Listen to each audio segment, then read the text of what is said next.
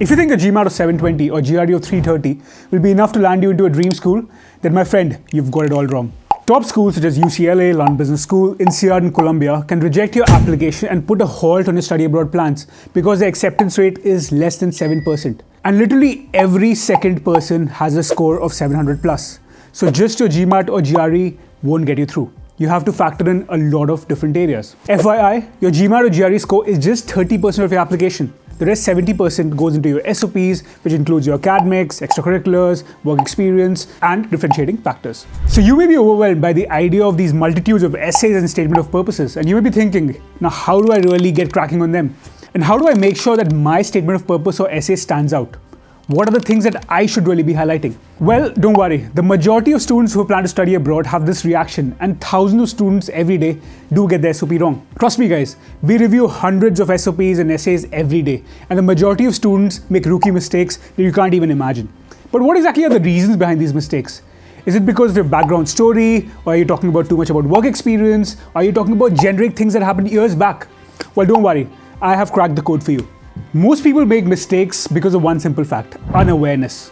They're not really sure about story building, they're not sure about establishing competency and building a solid case about why they should be a good fit for the particular school. Mark my words, if you watch this video till the end, half of your problems related to writing a perfect SOP will be solved. Hey guys, my name is Abhyang Shrinath and I'm the CEO and study abroad expert at MIMSA and MentorMe.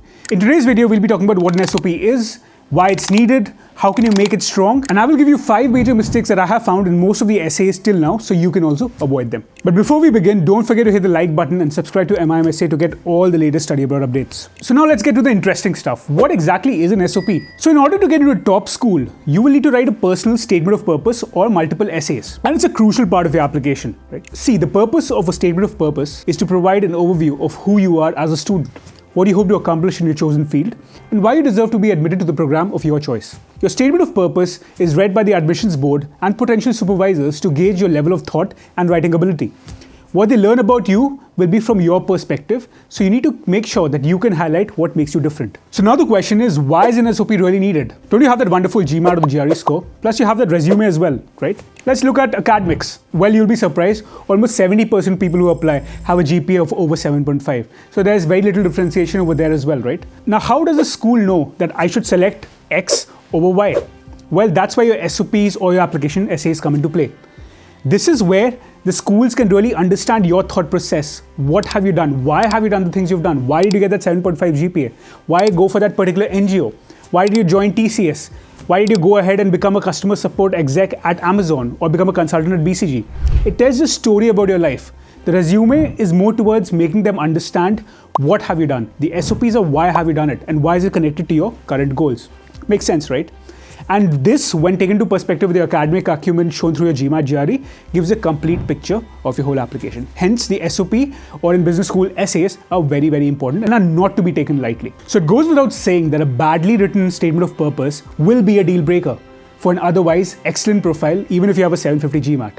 And hence, again guys, the SOP has to be extremely powerful and show your story. Now guys, if you've been watching the video for so far, I'm sure you're planning to study abroad. And if you want to target a top B school and make a stellar statement of purpose, you can go ahead and book a free 20-minute strategy session right now and let our experts help you throughout your whole study abroad journey. You can find the link in the description. Now we come to the question, what exactly makes a strong SOP? There are a lot of myths floating around here, right? I need a huge 2,000, 10,000 word SOP. I need an essay or an SOP that is 10 pages long or needs to talk about anything and everything from when I was a kid to now when I'm 25 years old. Well guys, if you do that, well, you have a very high chance of getting a reject. A strong statement of purpose simply portrays your life journey and showcases you as somebody different, somebody who can add value to the cohort, somebody who has thought through his entire journey and really knows why he's applying for this particular program. It sounds simple, but it's not. I can understand that.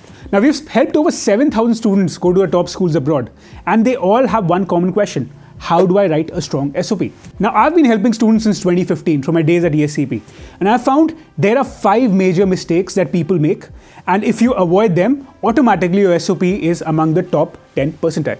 Number 1, never start with a silly story. Now, you want to sound as creative and create a strong fantasy like J.R.R. Tolkien, or you want to talk about a great life with Zack and Cody. but it would be pointless for the admissions committee. You need a solid story that can set the background of your candidacy. You can talk about your aspirations in your personal life. You can talk about key projects, internships, or even extracurriculars that have made you into the person you are today. You can then further talk about solid examples of how they have helped you take on major accomplishments, which have now brought you to this point that you are applying for this particular program. Please do not try to be extremely creative. It will not work for you. Rather talk about personalized examples. That is what the schools are looking for. They're interested in you. They're not interested in some fantasy version of what you feel. Right?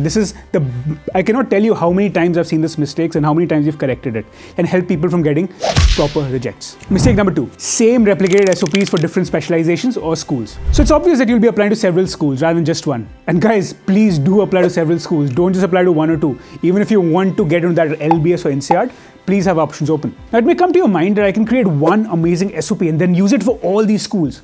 Why waste time creating 10 different SOPs when you have everything already included in one, right? This is where you go wrong. While on your journey, your goals, your qualifications may be the same, but how does this particular school and program match those requirements? Every school has different aspirations. Every school has different requirements, right? You need to match your SOP to the same. You need to tell the school that this particular school and degree is the perfect fit for your profile and preferences. Here you need to personalize your answer based on the school you're targeting and talk about clubs, associations, professors, network events, experience events, and a lot more. And guys, this is just an SOP. When you look at business schools, they have essays.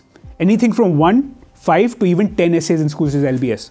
So in that case, this one SOP for 10 schools falls flat on your face. Mistake number 3, plagiarism or just copying thing off the internet. Now I get it. The internet is your savior. ChatGPT can create a full SOP in less than 2 minutes, right? Well, that is completely incorrect. Just go and put that SOP that you've just made in a plagiarism checker and you will be getting a reject in flat 2 seconds. Now guys, you should always use internet to research and brainstorm and come up with ideas, but the story must be unique. It must be yours. When you take stuff off the internet, you're digging your own grave. It may be really appealing. That SOP that you found on that website would be like your exact story. Why can't I just copy it?